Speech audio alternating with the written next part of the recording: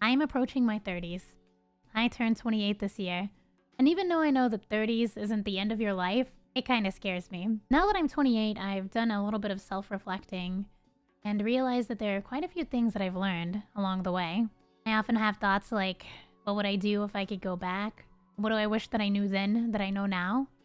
And I thought that I would share a few of them with you. Here are 10 hard truths I learned by 28. Number 1, balance. Balance is super important. I feel like everyone knows that. But very few of us actually put it into play. Like, are you getting at least 7 hours of sleep a night? Probably not. You're probably getting either less or more. And then there's also eating healthy. The other night I had this gigantic burrito and I ate all of it. It's hard sometimes. It's really hard to eat healthy. And also exercise. Now this one I've actually been pretty good with. I've been walking for at least 15 minutes every day. But these 3 things are very important to keep a good balance and also having a good work schedule. Because if you don't have balance, then you are definitely on the road to burning out. Number 2 is planning for the future. Because honestly, if you don't have a backup plan, then one day you could wake up in the future and realize that you're not really sure where to go next.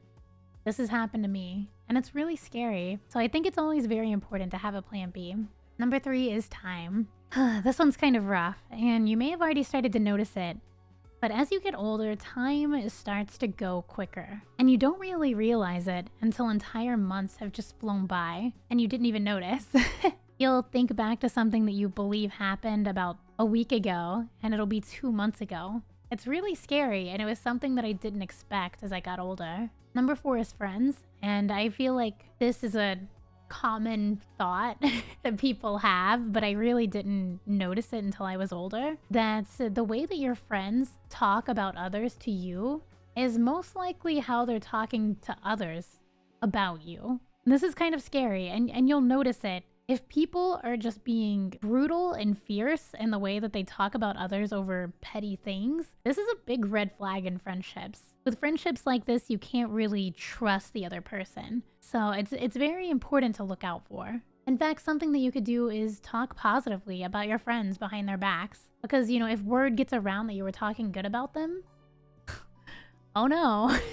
Number 5 is money. I believe that you should always plan for a day when you need money but are making none of it, because you just never know what could happen. One day you could burn out and decide to quit your job, or you could go through some disastrous emergency, but it's always good to have a backup bundle of money, a nest egg, because you just never know. And if you never do need that money, perhaps you could take it on a nice vacation. Number 6 is hobbies. When people see a drawing that someone has made that is very good, a lot of the times people get the compliment, oh, you're so talented. Well, that talent didn't come naturally. They didn't just wake up and they were an amazing artist. This person dedicated a lot of time and effort towards becoming good. And in that same vein, you can become good at anything that you want to as long as you put the time and the effort.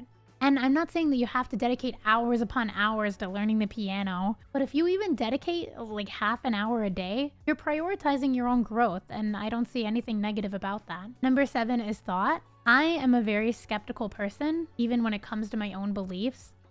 I believe that it's important to always question everything. Even if it's your best friend coming to you with some crazy information and you want to believe them right there in the moment, it's important to do your own research. And there are some times that even you read something online and you're like, wow, that's crazy. But it may not be necessarily true, especially if you got this information from an online forum. Always ask questions. And don't be afraid to admit that you're wrong. Number 8 is dreams. This one is actually very important to me. When I was growing up, I wanted nothing more than to be a YouTuber.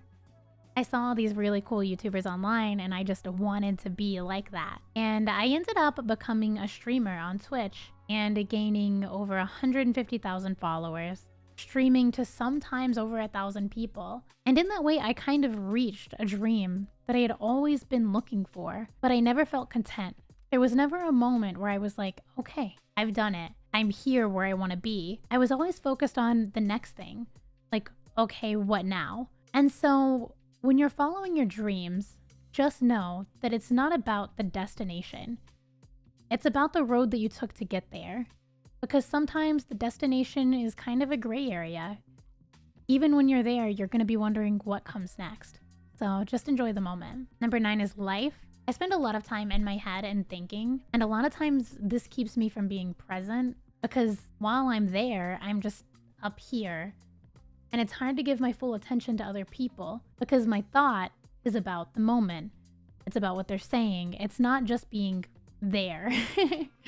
And this is kind of similar to the thing we were just talking about. Yeah, so one thing that I have learned is to be more present and less in my head. Number 10 is age.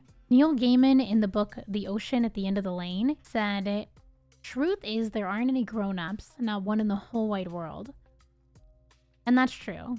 Because as you get older, you still feel like your 18-year-old self. Your parents probably still feel like their 18-year-old selves.